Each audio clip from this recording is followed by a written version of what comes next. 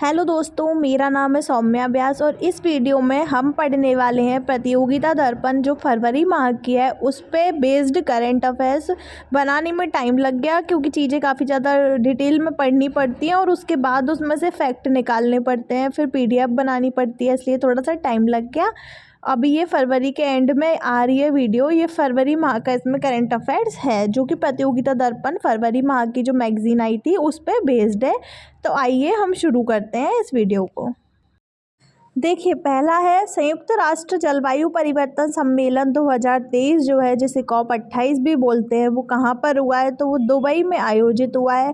तो ये हमको याद रखना है। COP 28 कहाँ पर हुआ है? UAE दुबई में हुआ है, संयुक्त राष्ट्र जलवायु परिवर्तन सम्मेलन 2023। अब आइए नेक्स्ट देखते हैं। नेक्स्ट है गरबा नृत्य। गरबा नृत्य को जो है वो यूनेस्को ने अपनी सांस्कृतिक धरोहर में शामिल किया है। तो जो भारत में है ना 15वीं धरोहर है ये गरबा नृत्य, मतलब कि इससे पहले 14 ऐसी धरोहर थी जिन्हें यूनेस्को ने शामिल किया है। तो गरबा नृत्य को अब यूनेस्को ने शामिल कर लिया। अब नेक्स्ट है विनवैक्स। विनवैक्स 2023 जो है वो वियतनाम के साथ भारत का सैन्य अभ्यास है जो कि हनोई में हुआ था। वियतनाम की राजधानी है हनोई, उसमें विनवैक्स 2023 का जो सैन्य अभ्यास था वो हुआ था। तो हमको ये याद रखना है। आप लोग साथ में लिख भी सकते हो, नोट डाउन करने से आगे के लिए ईजी हो जाएगा। नेक्स्ट है फोर्ब्स की 2023 की सूची में सबसे शक्तिशाली महिलाओं में भारत की महिलाएं 4 महिलाएं हैं जिनके नाम शामिल है। तो पहला है निर्मला सीतारमण, दूसरी है रोशनी नडाल, तीसरी सोमा मंडल, चौथी किरण मजूमदार। तो ये याद रखना है आपको। नेक्स्ट है कृत्रिम बुद्धिमत्ता पर वैश्विक भागीदारी शिखर सम्मेलन नई दिल्ली में आयोजित किया गया। आर्टिफिशियल इंटेलिजेंस पर एक वैश्विक भागीदारी सम्मेलन वो कहाँ पर हुआ है? तो न्यू दिल्ली में हुआ है। आइए नेक्स्ट देखते हैं। नेक्स्ट है नए भारत का सामवेद। ये जो है एक पुस्तक है जिसमें नरेंद्र मोदी जी के जो हमारे प्रधानमंत्री हैं उनके भाषणों का इसमें संकलन है। इस पर प्रकाश डालने के लिए ये नए भारत का सामवेद आया है। उसके बाद में है प्रथम खेलो इंडिया पैरा गेम्स। प्रथम बार खेलो इंडिया पैरा गेम्स आयोजित हुए, जिसमें आयोजित कहाँ पर हुए? तो नई दिल्ली में आयोजित हुए हैं। प्रथम स्थान रहा है हरियाणा का। नेक्स्ट देखते हैं। नेक्स्ट है अर्जुन पुरस्कार 2023। तो मोहम्मद शमी और प्राची यादव पैरो कैनोइंग में इनको मिला है। तो ये हमको याद रखना है।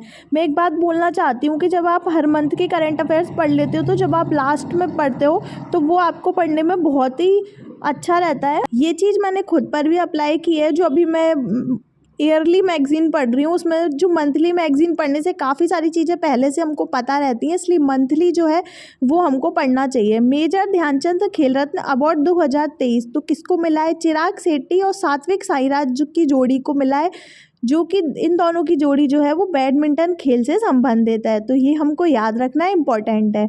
नेक्स्ट है द्रोणाचार्य पुरस्कार 2023। तो ये शिवेंद्र सिंह हॉकी के लिए, ललित कुमार को कुश्ती के लिए और RB रमेश को हॉकी के लिए। तो ये 3 आपको नाम याद रखने हैं। मौलाना अबुल कलाम आज़ाद ट्रॉफी जो है वो गुरु नानक देव विश्वविद्यालय को मिली है। तो ये भी हमको याद रखना है और साथ में लिखते भी जाना है। नेक्स्ट है जलवायु परिवर्तन सूचकांक 2024 में भारत का जो स्थान है इस बार 7वां है। पहले भारत का स्थान 2023 में जो था वो 8वां था। प्रथम स्थान पर डेनमार्क है। नेक्स्ट है विश्व का सबसे बड़ा अफीम उत्पादक में पहले कौन था? अफगानिस्तान था और अब कौन हो गया है? म्यांमार हो गया है। तो पहले कौन था? अफगानिस्तान, अब कौन हो गया है? म्यांमार। तो हमको याद रखना है।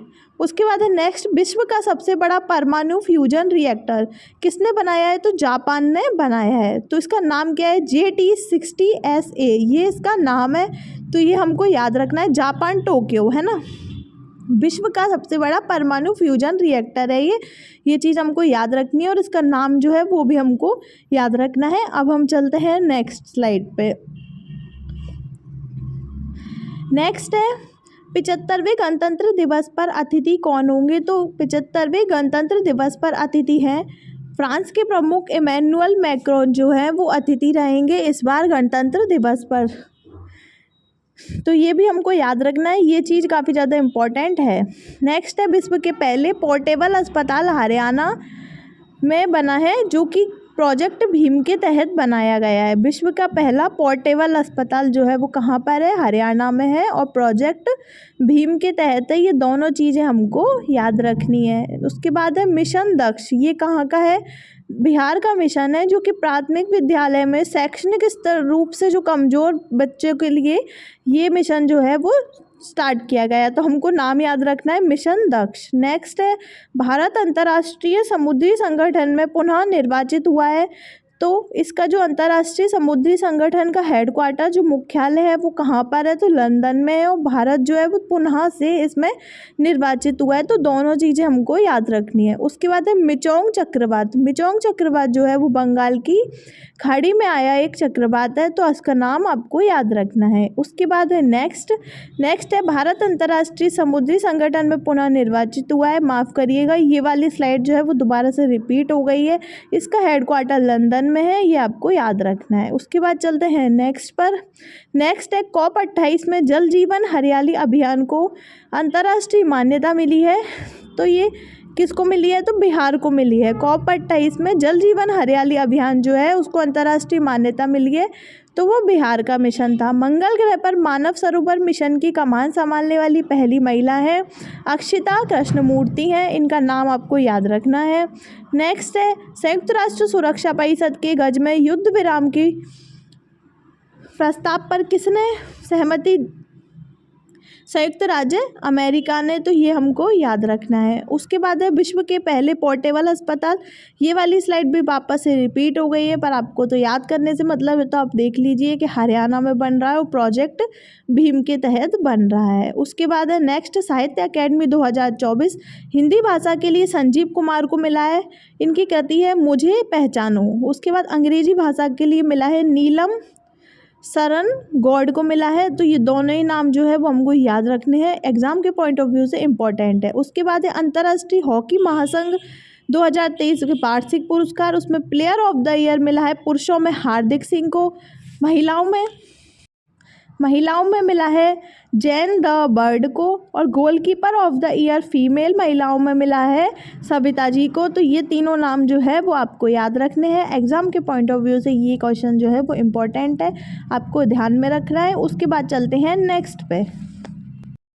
यूनेस्को के द्वारा पंजाब के रामबाग गेट, प्राचीन हरियाणा के चर्च, दिल्ली का बीकानेर हाउस, इनको शामिल किया गया है। दिल्ली का बीकानेर हाउस आपको इम्पोर्टेंट है, तो याद रखना है। उसके बाद है इंदिरा गांधी पुरस्कार 2023 मिला है डैनियल बैरन को और अली अबू अब्बाद को। तो ये दोनों नाम आपको याद रखनी है, अली अबू अब्बाद और डैनियल बैरन, तो ये दोनों नाम इम्पोर्टेंट है। उसके बाद है Bharat tennis hall of fame में विजय अमृतराज और लिएंडर पेस जो है उनको शामिल किया गया है। तो ये दोनों नाम जो है वो आपको याद रखने हैं, एग्जाम के पॉइंट ऑफ व्यू से इम्पोर्टेंट है। वैसे तो जितनी भी स्लाइड हैं वो सारी एग्जाम के पॉइंट ऑफ व्यू से इम्पोर्टेंट है, क्योंकि इन्हें एक मोटी सी बुक में से तैयार किया गया है, तो इम्पोर्टेंट पॉइंट्स को ही तैयार किया गया है। रविन्द्रनाथ टैगोर साहित्यिक पुरस्कार जो है वो सुकृता पॉल कुमार को मिला है, तो ये नाम आपको याद रखना है। उसके बाद चलते हैं नेक्स्ट पे। नेक्स्ट है 33वां व्यास सम्मान जो मिला है पुष्पा भारती जी को, इनकी कृति है यादें यादें और यादें।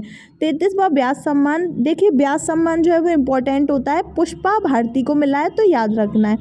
नेक्स्ट है टाइम मैगजीन में पर्सन ऑफ द ईयर जो मिला है वो टेलर स्विफ्ट को मिला है, तो ये नाम टेलर स्विफ्ट का जो है वो आपको याद रखना है, पर्सन ऑफ द ईयर घोषित किया है टाइम मैगजीन में, ठीक है। उसके बाद है नेक्स्ट है विजय हजारे ट्रॉफी जो है वो हरियाणा ने जीती है, तो ये आपको याद रखना है कि ये ट्रॉफी किसने जीती है, तो विजय हजारे ट्रॉफी जो है वो हरियाणा ने जीती है। उसके बाद है नेक्स्ट है, आइए नेक्स्ट देखते हैं। 1 दिसंबर को विश्व एड्स दिवस मनाया जाता है जिसकी थीम है लेट कम्युनिटी लीड, तो थीम आपको याद रखनी है और 1 दिसंबर को मनाया जाता है, ये आपको याद होगा ही। उसके बाद है 10 दिसंबर को मनाया जाता है अंतर्राष्ट्रीय मानव अधिकार दिवस जो कि जिसकी थीम है freedom equality justice for all, freedom equality justice for all. Next है हॉर्नबिल महोत्सव जो कि कहाँ पर आयोजित होता है, तो नागालैंड में आयोजित होता है। भागीदार राज्य जो है वो असम है और अमेरिका, जर्मनी, कोलंबिया जो है वो भागीदार देश हैं। उसके बाद है बुकर पुरस्कार 2023, जिसे पॉल लिंच ने जो है मिला है, पॉल लिंच को जो है वो बुकर पुरस्कार दिया गया है। उसके बाद है नेक्स्ट है 5वां वैश्विक आयुर्वेद महोत्सव। ये सारे क्वेश्चन जो है ना वो एग्जाम के पॉइंट ऑफ व्यू से इम्पोर्टेंट है। 5वां वैश्विक आयुर्वेद महोत्सव जो है वो आयोजन जो है वो केरल में किया गया है। उसके बाद है नेक्स्ट 54वें अंतर्राष्ट्रीय फिल्म महोत्सव में बेस्ट फिल्म का गोल्डन पीकॉक अवार्ड जो है वो एंडलेस बॉर्डर्स को मिला है, ये हमको याद रखना है। उसके बाद चलते हैं नेक्स्ट पे।